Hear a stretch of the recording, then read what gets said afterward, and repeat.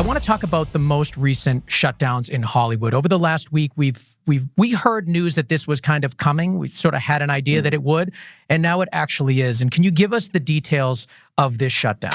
Sure. I mean, it basically boils down to the fact that, poor California wants a sort of model about quarantining and containing the coronavirus has spiraled out of control with infections and deaths. I'm remiss to give exact numbers, but I think the last one I saw was 39,000 cases in a day, which is just unprecedented numbers from the last spike we saw almost a year ago or much earlier this year. And it's just become untenable. I think I saw another number that said 1 in 5 people in Los Angeles County have contracted COVID. Wow. So it's plain not safe. And it's a shame because the industry spent an agonizing amount of time and resources figuring out protocols. But for now, in cooperation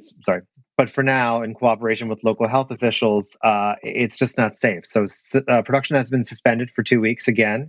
A lot of shows that went dark for the holidays before the New Year's haven't come back. And that's everything from, the Ellen DeGeneres show to your favorite cop procedural. It's mostly television.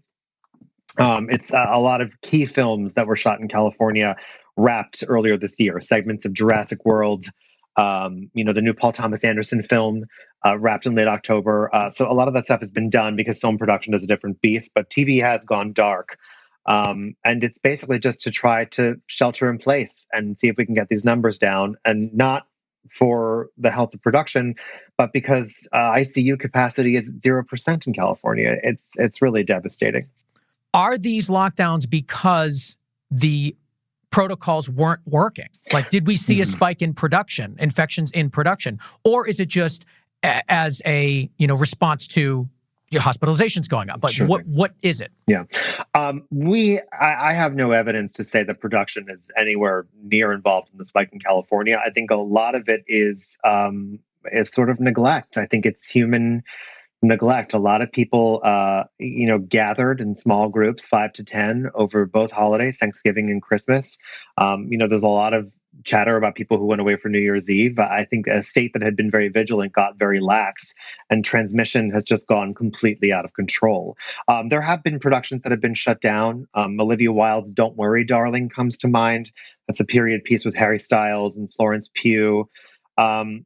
So yeah, there are people who have not been immune to COVID transmission on sets, but I think it's largely due to the fact that California is the most populous state in the union.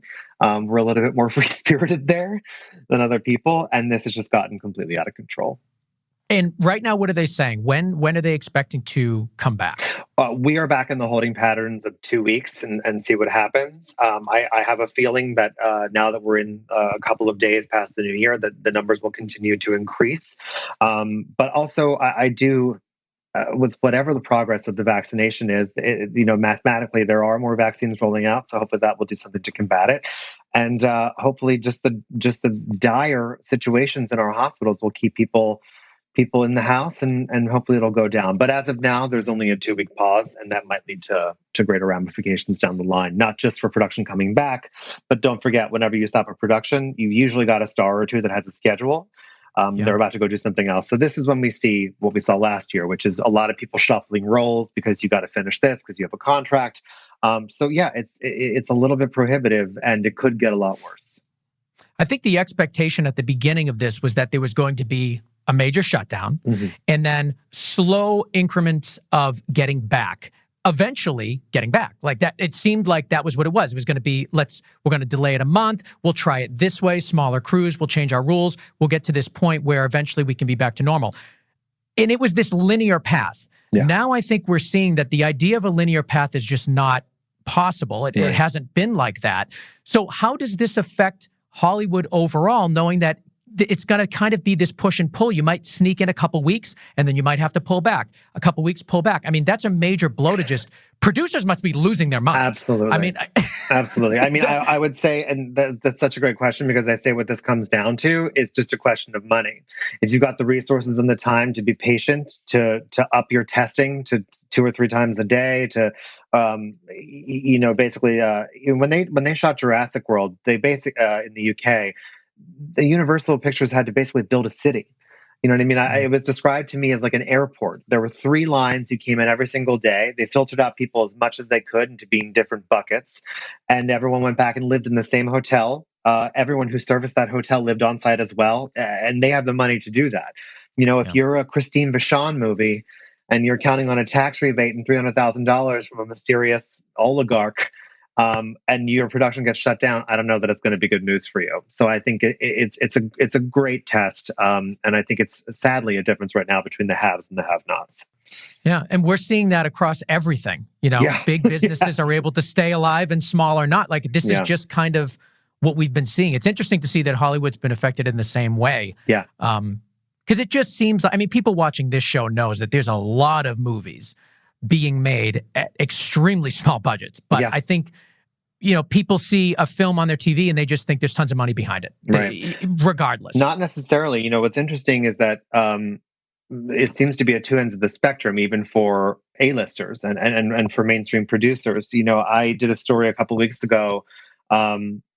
You know, CAA, which is a huge, powerful agency, has a media finance group that usually brokers financing and puts together indies for their clients, then takes them and sells them to big distributors. And they've done, you know, oh God, forgive me, Roland Emmerich has a new movie called Moonfall with Halle Berry and Stanley Tucci and a million people, as he usually does. He went out there and raised $150 million independently.